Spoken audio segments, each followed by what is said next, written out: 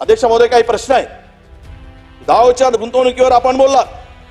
त्या गुंतवणुकीतील आकडे कोटीच्या कोटी उडाण आहेत अध्यक्ष महोदय. कोटीच्या कोटी, एवढे कोटी तेवढे कोटी. कारण गुंतवणूक कुठे आली, ती गेली कुठे, किती रोजगार निर्मिती झाली याचा काहीच पत्ता नाही. तुम्ही सांगितलं पाहिजे की काय आपण किती निर्मिती झाली, कुठे तो उद्योग सुरू झाला, उद्योगाची वीट रचली काय, त्याचं फाउंडेशन स्टोन तरी टाकला काय. अध्यक्ष महोदय, Indian institute of chartered accountants चा एक रिपोर्ट सादर केला अध्यक्ष महोदय. त्यामध्ये म्हटलंय 10 वर्षात महाराष्ट्रात फक्त 2 लाख रोजगाराची निर्मिती झाली. आम्ही नाही म्हणत, इंडियन इन्स्टिट्यूट ऑफ चार्टर्ड अकाउंटंट्सनी दिलेला हा रिपोर्ट आहे. यामध्ये 2 लाख रोजगारांची निर्मिती झाली आहे. त्यातली आमच्या काळातली कोरोनाची 2 वर्ष सोडून द्या, उरलेल्या 7.5 वर्षात तुम्हीच होता. फक्त 2 लाख. दावोस येथे 2023 साली महाराष्ट्र शासनाबरोबर जो गुंतवणुकीचा करार झाला, 3 मोठ्या परदेशी कंपन्या महाराष्ट्रात येतील असं छाती ठोकून सांगितलं गेलं अध्यक्ष महोदय. या गुंतवणुकीच्या 10% सुद्धा भांडवल या कंपन्यामध्ये जे सांगितल्या गेल्या कंपन्या 10% सुद्धा भांडवल नसल्याचं लक्षात आलं अध्यक्ष महोदय. त्यांची पद काय आहे मी वाचून दाखवतो अध्यक्ष महोदय, आपल्या निदर्शनास आणून देतो अध्यक्ष महोदय.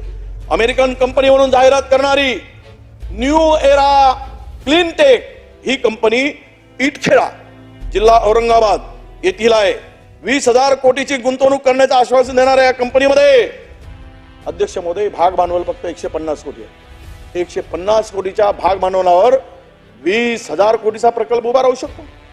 ही कंपनी अमेरिकेची दाखवली, कंपनी मात्र महाराष्ट्रातली. दुसरी कंपनी फेरो अलाय ही कंपनी ब्रिटिश असल्याची दाखवली अध्यक्ष महोदय. ही कंपनी मूळची जालन्यातील आहे. कंपनीचे पेडअप भांडवल 1 लाख रुपये आहे आणि या कंपनीचं गुंतवणूक किती दाखवली, 1520 कोटी. राजुरी स्टील हे मूळ MIDC मध्ये, माझ्याच घराच्या बाजूला. यामध्ये याचं कॅपिटल 18 कोटी. ही चंद्रपूर जिल्ह्यातील मूळची कंपनी अध्यक्ष महोदय, मूळची चंद्रपूरची. आणि हे कंपनी 600 कोटीचा प्रकल्प उभारणार म्हणून सांगितलं. अरे हे जुमला नाही, हे जुमलेबाजी आहे अध्यक्ष महोदय. म्हणजे खोटं बोलून जुमला. आणि म्हणून हे सगळं जे आहे, जे तुमचा दावोत्सव वगैरे सांगताय तुम्ही, या संदर्भातली तुमची दावोची श्वेतपत्रिका जरा काढली तर सत्य बाहेर येईल आणि लोकांना अध्यक्ष महोदय कळून चुकेल या सरकारने किती गुंतवणूक आणली, किती रोजगार निर्माण केला आणि महाराष्ट्रामध्ये किती उद्योग उभे झालेत हे आपल्या लक्षात येईल अध्यक्ष महोदय. जेम्स अँड ज्वेलरी पार्क मधून 1 लाख निर्माण होतील असं सांगितलं. PM मित्र पार्क मधून 2200 रोजगार होतील. वस्त्रोद्योग धोरणामधून 5 लाख रोजगार निर्माण होतील. एकही प्रकल्प सुरू झाला नाही. ग्रीन एनर्जी पॉलिसी मधून 64,000 नोकऱ्या उभ्या होतील सांगितलं, एक नोकरी झाली नाही. रोजगार निर्मिती एवढ्या मोठ्या प्रमाणात होईल म्हणून जे स्वप्न दाखवून तरुणांना फसवण्याचं पाप जे करताय त्याचं उत्तर येणाऱ्या निवडणुकीमध्ये जनता तुम्हाला मागेल. तरुण रस्त्यावर उतरून मागेल, प्रचाराला जाल तिथे त्याचं उत्तर द्यावं लागेल. या ठिकाणी कुठलाही रोजगार निर्मिती झाली ना अध्यक्ष महोदय. आणि म्हणून आर्थिक महासत्तेमध्ये सत्तेचं स्वप्न तुम्ही जरी दाखवत असाल तरी पण देशातील बेरोजगारीचं भीषण वास्तव हे आता लपून राहिलं नाही अध्यक्ष महोदय. अनेक तरुणांना रोजगारासाठी आत्महत्या करावी लागते अध्यक्ष महोदय. मी जुनं जाणार नाही, पण तलाठी पदासाठी जर 4000 जागांसाठी 18 लाख लोक येत असतील तर महाराष्ट्रामध्ये बेरोजगारांचं भीषण वास्तव काय आहे, ही ज्वलंत प्रश्न किती आहे, तरुण रोजगारासाठी किती तडफडतो आहे हे मिळालेल्या आपल्या आलेल्या अर्जावरून आपल्याला दिसेल.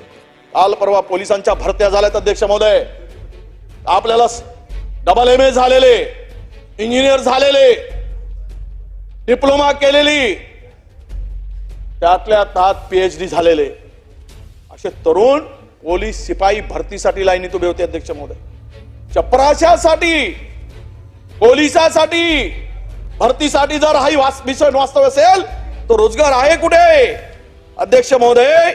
पोलीस भरतीसाठी MBA झालेली मुलं होती, वकील झालेली मुलं किती असावीत, वकील झालेली मुलं. या चंद्रपूरमध्ये पोलीस भरतीसाठी वकील झालेली 13 पोरं, MBA झालेली 35 पोरं अध्यक्ष महोदय, इंजिनियर आणि डॉक्टर झालेली 90 पोरं.